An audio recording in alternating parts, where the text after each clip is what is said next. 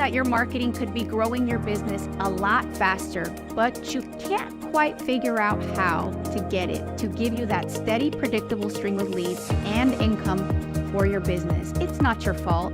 The marketing industry is set up to sell you on services before result, to bombard you with hype about the latest marketing tactic and trend that you should try, when what you really need is a custom, holistic, data-driven strategy that takes into account your unique brand, business, and opportunities. Just try going to any website vendor and ask them how to incorporate video. They're not going to know what to tell you.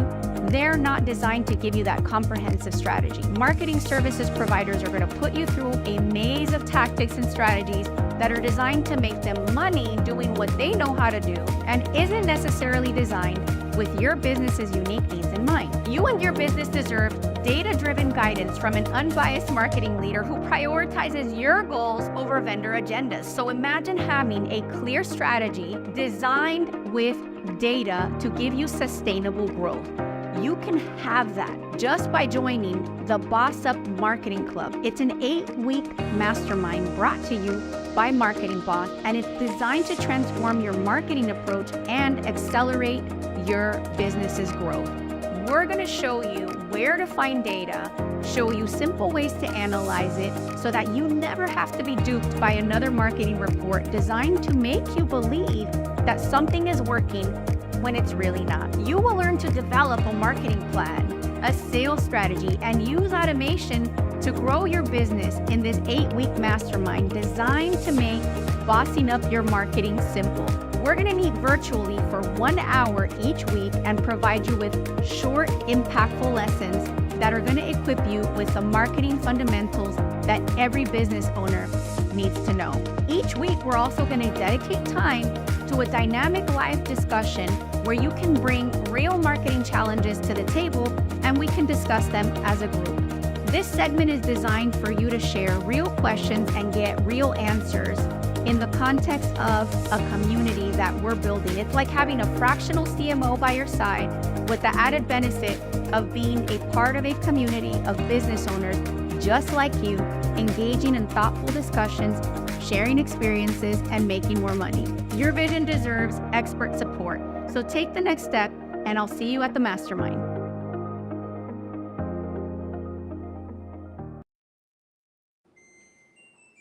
Well, hello, everyone. Guess what? We decided to take the mastermind live. Surprise! I made a bunch of live videos this weekend just to kind of warm up to the idea of making live content. And the best part is that today is step 1, chapter 1, lesson 1 of the Marketing Boss Up Mastermind live edition.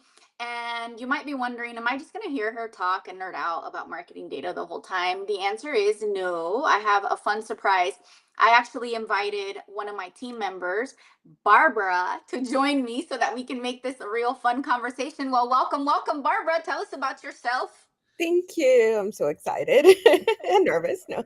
Yeah, so I put Barbara on the spot. So, like a real boss, she's like, you know what? Let's go. So, Barbara, tell the audience a little bit about you. You don't have to go into too much detail. And then you and I are going to have a conversation, and I'm going to teach you about marketing marketing techniques and strategies, the way that I would in the mastermind environment. And Barbara's really inquisitive, so I know she's going to ask me really good questions, probably about stuff that she already knows because she's a marketing pro herself.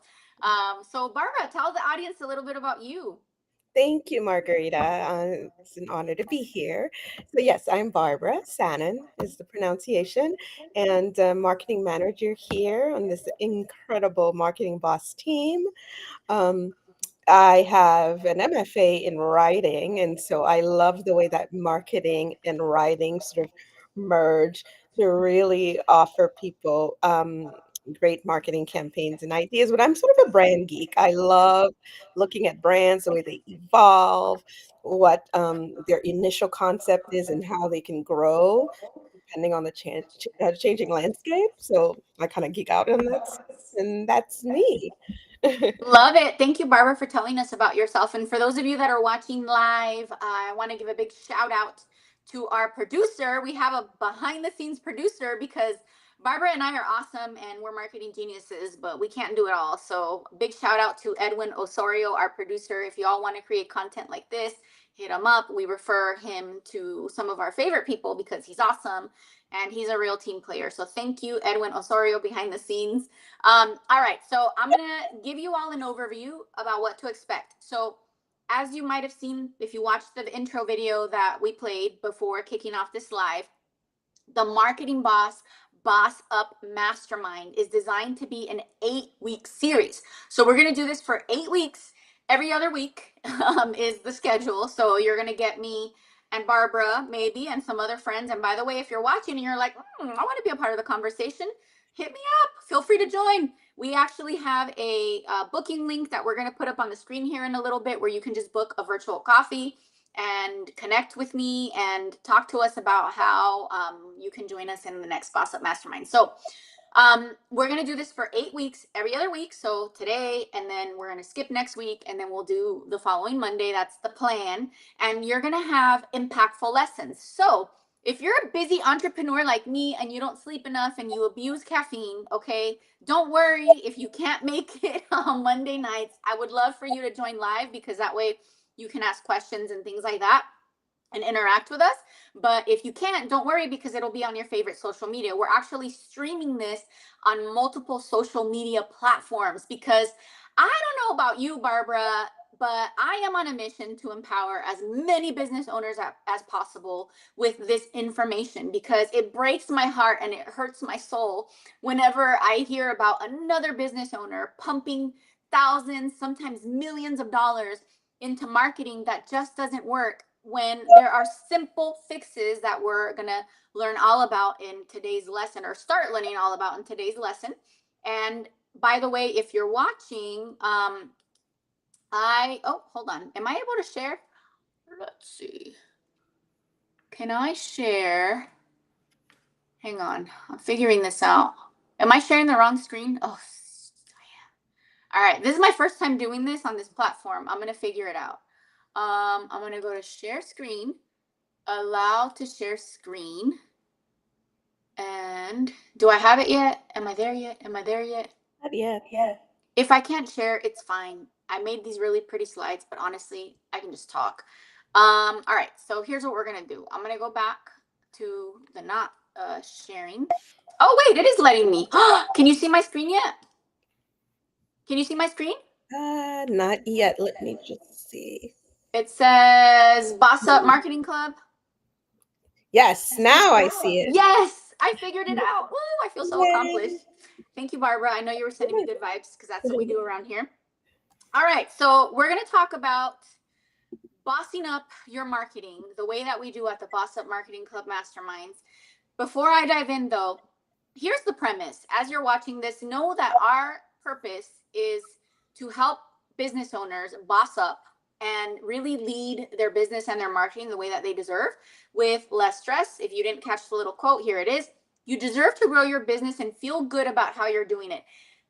How many of you that are watching that own a business are like, oh my God, marketing is stressful. Marketing is scary. I don't want you to feel that way. So all of that you're going to learn in this series is going to be designed for you to feel better about your marketing. Okay. Because that's what you deserve. You deserve better.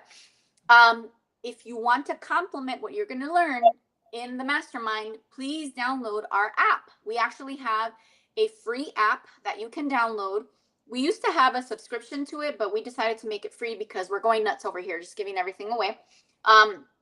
You can get it on Google Play or the App Store. You literally just search Marketing Boss and you'll see the app made by yours truly. I can't believe that I did this. I nerd out on technology. So I decided one weekend to build an app and here we go.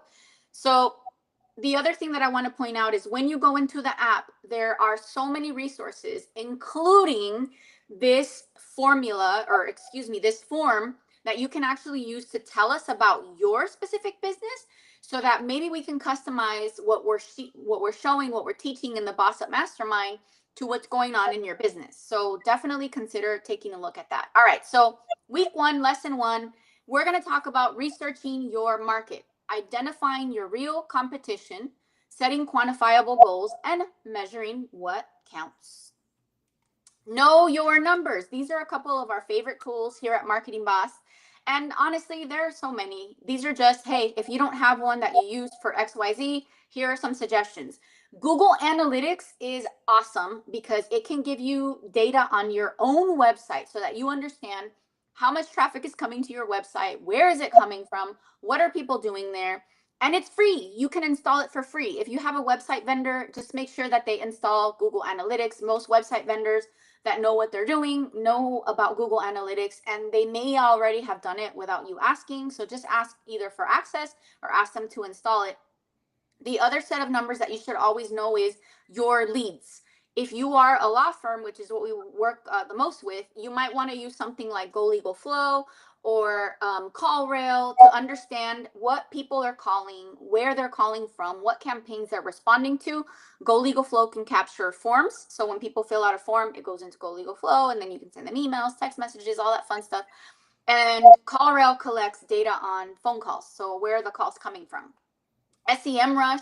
I don't know if I'm pronouncing that properly. SEMrush, SEMrush, I don't know. It depends on your preference, but this tool is one of my favorites for really understanding what are people searching for on the internet, okay?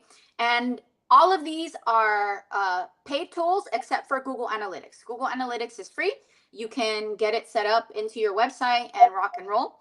And those are some recommended tools. Okay, so let's talk about, Barbara, I'm going to throw the question out to you. It's a rhetorical question. And I know you're going to get it right because you know so much. When you think about who is a competitor for brand X, right?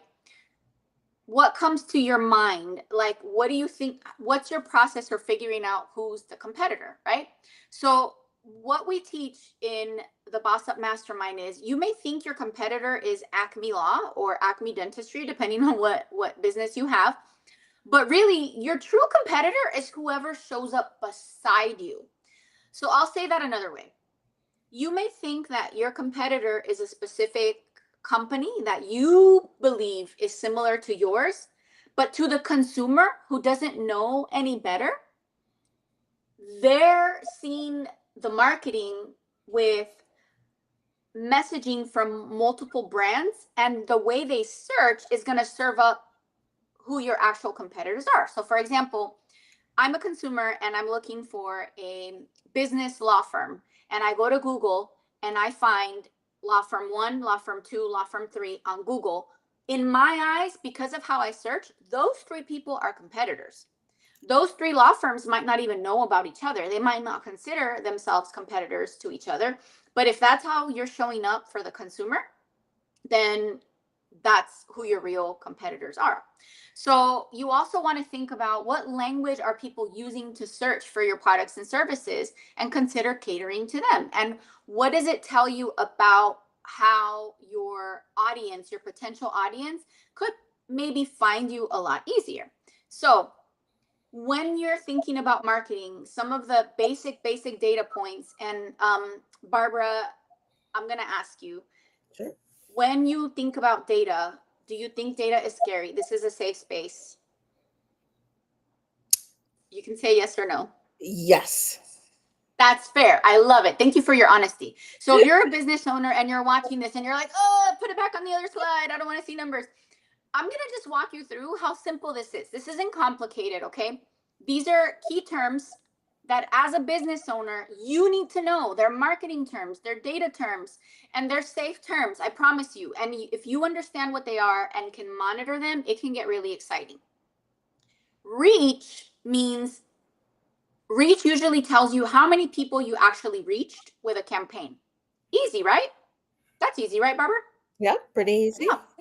So if you put out a billboard and 1,000 people saw you, then you would put this in a sentence and say, my billboard reached 1,000 people. The reach for my billboard campaign was 1,000. Easy to grasp. I have a question. Yes, ask away. So, how do you quantify reach? Because these are people just passing by your billboard, they've seen it. So, how do you document that reach? I love that question. So, the way you document the amount of people that you're reaching with any given media is going to depend on the media outlet, okay? So I worked at Nielsen for like ever. And when I was there, they would count reach and frequency based on traffic. So it was a statistical calculation that they would create to estimate how many people you might reach with any given billboard. So if you're in Atlanta and you're driving up and down 85, think of it like this: a billboard on 85 right off of, I don't know, Jimmy Carter. Okay. A billboard company might have data on about how many cars drive by there. So they can give you an estimate of how many people that you're reaching. So for billboards, it's actually not that accurate, right? And for many traditional media, it's not. For radio, you're going to have data from research like Nielsen, Arbitron, and a few others. Did you have another question? No, that Oh yeah, really I wasn't sure. clarified. I kind of heard a little noise. It might have been just my brain. Mm. But depending on the data, the best, cleanest data is always going to be passive data, meaning when you have data based on estimates like traffic, like sample viewers, Nielsen and a bunch of those research companies, the way they give you data on your reach for television, radio, and those traditional media, they do sampling and then they come up with a calculation and they give you an estimate. Okay. So passive data is always going to be more accurate.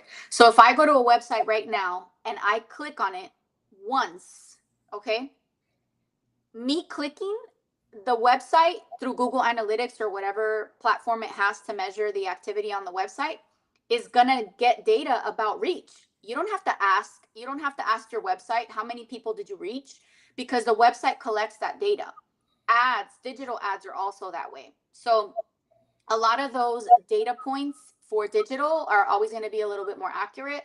Yes, there's always like bots and things like that, where some people might use software to click on something so that it seems like you're reaching more people. But, hopefully if you're working with a decent vendor, you don't have to worry about all that stuff. The next KPI is frequency. Frequency refers to how many times you reached the average person. So I'm going to use my billboard example because I feel like it's a fun visual. So imagine that you reached 1,000 people with your billboard, and out of those 1,000 people, you reached them about an average of 5 times. That's your frequency, right? So you would say in a sentence, my billboard campaign had a reach of 1,000 with a frequency of about 5 or approximately 5. That means that on average, the people that you reached saw your billboard 5 times. Why is this important? Honestly, these are the two most important ingredients to the success of any marketing campaign. In order for you to succeed with a marketing campaign, you have to reach enough people, enough of the right people with enough frequency. Barbara, how long does it take you to see an ad on social media and actually respond? Have you ever bought anything on social media, just out of curiosity? I have. Perfect. So the last thing that you bought on Unfortunately, social media, how many times did you have to see the ad? to be honest, it depends on how captivating or how much I need, but once or twice is enough. I love it. You're such an easy customer. We need more like you out there. So research tells us that the average consumer has to see an ad 8 times to take action. 20 years ago, when I got started in this business, well, 25 plus years ago, but 20 years ago, it was an average of 3 times is the frequency that you needed. So you needed to reach people an average of 3 times for them to take action, assuming the creative was compelling. Because to Barbara's point, if you have the right reach and the right frequency, it doesn't necessarily result in a sale. And the metric for that is a conversion.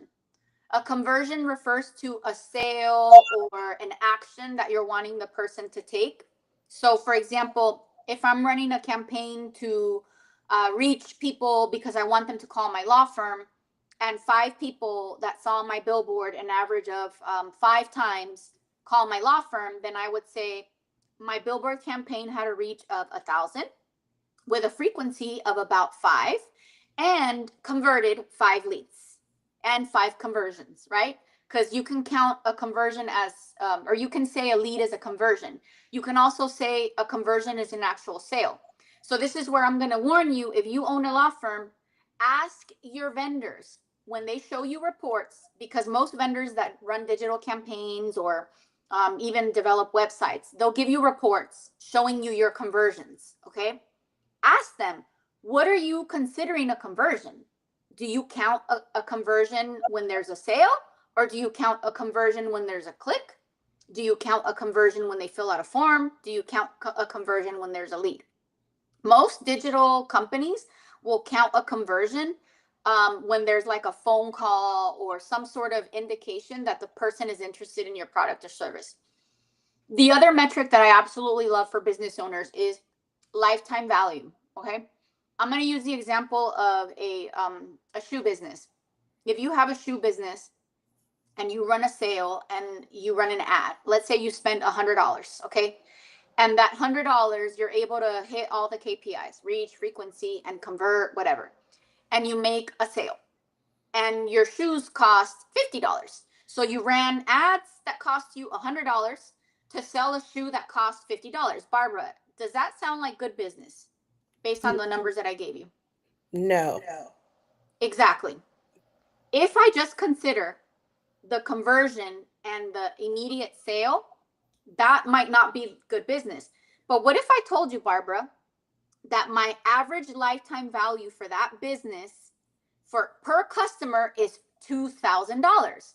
Because lifetime value refers to throughout the life of that conversion or that lead or that sale, how much money will I make from this customer? So I'll give you the scenario, and it really does apply to shoes. If I run an ad for $100 and I sell a pair of shoes that's worth $50, but I know that that person that bought the $50 shoes is going to love the shoes and is going to buy a brand new pair every 3 months for the next 5 years because I have a brand, I don't know, like Nike or something, right?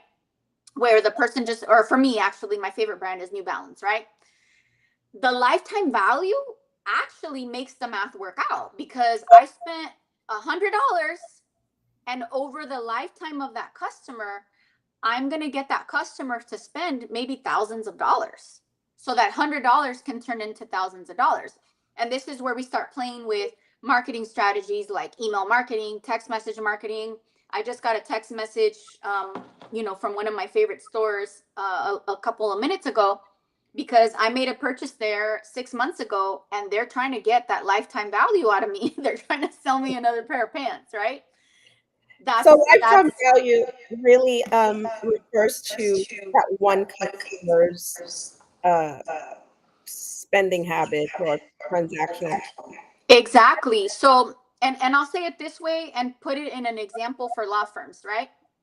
We have a lot of law firms at Marketing Boss that rely on us to get a return on their marketing investment. And we may not be using this terminology, but we're really trying to increase the lifetime value of every potential new customer that calls the law firm by recommending things like email marketing, like text message marketing, like retargeting ads. Those are the types of things that you can do marketing wise to increase the lifetime value of a lead or a customer. And they're low cost things that you can do, but they're so critical, they're so important because you invest so much in getting the person to call you or buy from you in the first place. The other factor that's really fun to play with that a lot of law firms don't even think about this is increasing your lifetime value could be as simple as asking more happy customers for Google reviews and referrals. Easy. Imagine you are a divorce lawyer and you get a perfect customer, and this perfect customer mentions to you that she has friends that are also thinking about their freedom and getting a divorce. And imagine that you say, hey, I would be honored if you would refer me and my law firm to your friends. And now that happy customer gets you 5 new customers. That lifetime value from that divorce retainer that might have been, I don't know, like $50,000 or something from that customer could technically be like a lot more if they're referring you people. So every business can determine how they want to calculate that lifetime value. I always recommend having that clear in your data from the beginning so that you know, okay, I'm investing in marketing and I can forecast this much in sales. And I have these other things that I'm going to do to be able to increase my lifetime value from the leads, including email marketing, a referral program, etc. So that's it. Key terms: reach and frequency, conversions, lifetime value. Aren't these terms exciting now that you know what they mean? I love it. Right? Because, and I have on here key terms with the little dollar sign, Yeah. because if you know these terms and you pay attention to these numbers, you can really move the needle in your business and make more strategic decisions and make so much more money. This little cheat sheet that I have here, by the way, I have a template in Google Sheets that you can get from the app to do this, but I have a little mock-up here that's, kind of pretty. But what you want to do is you want to always track what you're investing in your marketing channel, how many leads you're estimating, and out of those leads, how many customers you're estimating, so that you can calculate what cost per customer you need to make the investment viable. But then you also want to calculate a lifetime value so that you can consider that as well. Most businesses, especially if you're smaller, you need to get a low cost per customer upfront so that you can continue growing. Most smaller businesses that are just starting out, or law firms, that are needing to grow to increase their overhead and things like that, you really shouldn't be planning your marketing around the lifetime value by itself, but you want to have a plan to squeeze that lifetime value always. So for example, let's say that your law firm is investing in ABC TV, and you're thinking you're going to get 10 leads and maybe you'll get 2 customers. If your cost per customer is 2,500, okay, well, at least you're breaking even as you're striving to get that lifetime value where you want it. And then what happens with especially brand marketing like TV, billboards, radio, over time, the idea is they'll decrease the cost per customer because of frequency, right? So if you run a campaign on ABC TV and you get a certain number of leads out the gate, if you're doing it right, and if the station's, worth it, because some people spend money on stations that have zero audience, that's another problem for another day. I don't want to get into that. Yeah, because the salesperson was nice and she gave me a good deal. Well, she gave you a good deal on nothing. So if you're investing in a media outlet that actually has an audience, that's the right audience with the right creative, the idea is that over time, people will see you over and over and over and over and over, so that frequency will go up. So your reach frequency numbers will be nice and balanced, and you should over time get more conversions from the same investment. So questions, Barbara? No, So I'm going to stop sharing my screen. Let's see if I can do this right. How do I stop sharing? Yay, I'm back to the live. All right, I'm going to stop sharing my screen. And yeah, so that was lesson number 1. What did you think? How did I do? Tell me the truth. I think well, you're so a pro at this with all this information. And I think what's interesting is people feel like these ideas are so distinct from each other. Person driving by that bill ultimately will lead to a familiarity with your brand that then will lead to them doing something to engage with your brand. I'm kind of fascinated by that. And so I wonder how word of mouth you think plays into this whole process. Somebody telling. Yeah, no, it definitely does play a big part, and I love what you just said, because this plays into a lot of what you do and where your gifts are with messaging. Because many business owners think, oh, if I buy the right media and I get the right, volume of people seeing me, surely it's going to result in a sale, right? But, and you alluded to this earlier, when your creative message is, I'm going to call it sticky, memorable, likable, charming, funny, whatever, then it gets you those conversions a lot sooner, because you always want to build trust, especially if you're a law firm. And you want to talk about the quality of your services and all of that. But, and you and I can talk about this all day, the psychology of the buyer. They may tell you that they buy based on logic, but they don't. They buy based on emotion. I can't count the number of times I've seen ads, especially on social media, where there's a lot of emotion, it's funny, or it like triggers like, oh, that person sees me, they, they can relate. I'll confess, the last thing that I bought off of social media was what is it called, mushroom coffee. Okay. And I love the ad because what's that? It doesn't have psychedelics, by the way, because somebody asked me, they're like, does that have weird? And I'm like, I don't need to be adding any more to the circus brain. But what caught my attention about the ad wasn't that they were talking about the ingredients. They did talk about that toward the end of the ad, but they led with like, are you looking like, or they appealed to my need of looking for something that wasn't caffeine, that was healthier, because I was feeling tired. So they led with showing me that they understood that I was feeling tired. And I was like, I'm tired. I do deserve to have more energy, right? So they didn't lead with buy mushroom coffee because of these quality ingredients. Like I said, they addressed that at the end, but they led with, oh, this mushroom coffee brand understands that I am a busy professional and I am health conscious and I want more energy. And I appreciate that. Like, I felt seen and I felt understood, and it caught my attention. And then I wanted to know about the ingredients, right? So there's a lot of different combinations of media mixes that can work. I think the takeaway for today's lesson is know your numbers, understand the data that you should be looking at that matters most, but also slow down a little and really think about your creative strategy, because that's what's going to make the difference to get our favorite number, which is the lifetime value and the conversions up, right? Ding, ding, ding. So I agree. so And yeah.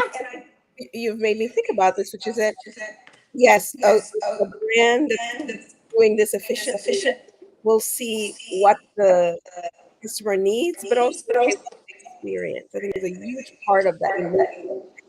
Like, how do I want to? How do I want it? What do I want to experience in tapping into this brand? I think that's a big part of it. Yeah, absolutely. And here's something interesting. It This whole process that begins with the marketing extends into the sales. I wrote a book, shameless plug, called Connect Convert, right? And I always joke when I give the workshops for Connect Convert, and I talk about how the book is called Connect Convert and not Convince Convert, right? What did I just say about Martin? By the way, you could buy it on Amazon. How cool is that? Thank you, Edwin, for putting that.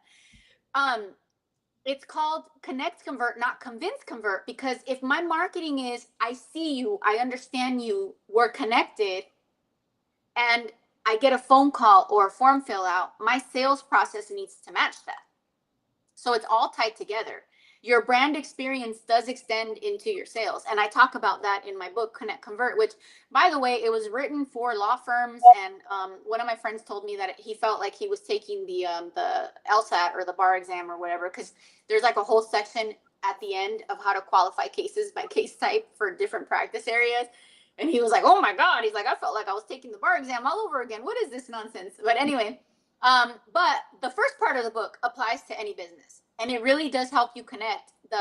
If your messaging is about connection and your sales is about connection, you'll be able to convert more leads that you get from your marketing. Oh, that's wonderful. I had a quick question about reach, and this maybe a little bit a question that precedes the core concept. How do you determine the best space to get most reach? I mean, yes, you know, high traffic. You have to cater that what your brand thinks your customers going to be. Does that make sense? Yeah. So you would have to pay me a lot of money to tell you that. I love it. But no, but seriously, it really depends on, you have to customize your strategy for your firm, for your business. There isn't a one magic bullet marketing solution that I can give anybody, and I wouldn't in good conscience. I know there's a lot of noise out there in the marketing space, especially in the legal world. The 3 things you need to do to grow your law firm. Like, I always look at that and I'm like, ugh, vomit. Like, that's not how it works. Like, I know that's how you want it to work, right? Right. So to give a simple summary of how to think about it is you have to think about who your target audience is, what's unique about you, what budget do you have to work with, and the shortest distance between you and a potential new customer is always going to be reaching people that are ready to buy. So most of the time, I explore with businesses digital platforms because of the cost. They don't cost a lot of money to get eyeballs that are ready to buy. When I'm ready to buy something, I go search for it on Amazon, or I go to Google, like, or maybe even AI, right? So that's really the likely place to look. But honestly, if I have a killer idea for a campaign that would work well in TV and I get a really good deal, I would rather do that than digital, right? Because it's all about like how sticky is your message? Like what's your game plan as a whole, you know? But in the next episode, week 2, which it's not going to be next Monday, but it's going to be the Monday after, we're going to talk about from marketing to sales, how to actually analyze your website metrics, your Google My Business, your social media to get more leads and conversions. Because like I mentioned just now, digital media, digital platforms are affordable for just about any business, and they're simple to monetize because that's where people go when they're ready to buy. So we're going to focus on those. And then in a couple of sessions later, we'll talk about traditional media again, but we're going to start with those next week. So the week after next. So we'll catch you the week after next. And remember, if you are fascinated by what we talked about today, or if you want to challenge us a little bit, feel free to book a call and let's fight about it. Or book a call and let's talk about how we can help you with your marketing. Because like I mentioned, a lot of this works when it's customized. Your business is unique. It deserves a unique solution. You have a unique unfair advantage. You know, like I always joke, like my name's Margarita and I work with attorneys because what attorney doesn't love a good margarita? That's an unfair advantage that I'm playing with. Like, why not? Why not niche down to attorneys? So it all depends what you have to work with. So we can talk about it in a private session if you're interested. So Barbara, I want to thank you again. You are such an amazing blessing in my life for our clients in the business. Thank you so much for jumping in like a boss. Y'all need to know this is how I am. And Barbara is a sweet angel because I literally told her right before jumping on, like, Barbara, you want to go on a fun adventure? And she's like, no, okay. So thank you, Barbara. You're Oh, amazing. thank you. I mean, it's wonderful to hear. I mean, you're such a pro at this, and so your wisdom comes from a combination of that being creative, but as well as just very well thought out processes. Yep. Brain geek. Yes. So thank you, Barbara. Thank you all for watching. And I'm excited to see you all the week after next, Monday at 7:00. Don't miss it if you want to catch it live, and catch the recording if you can't. Thanks for watching.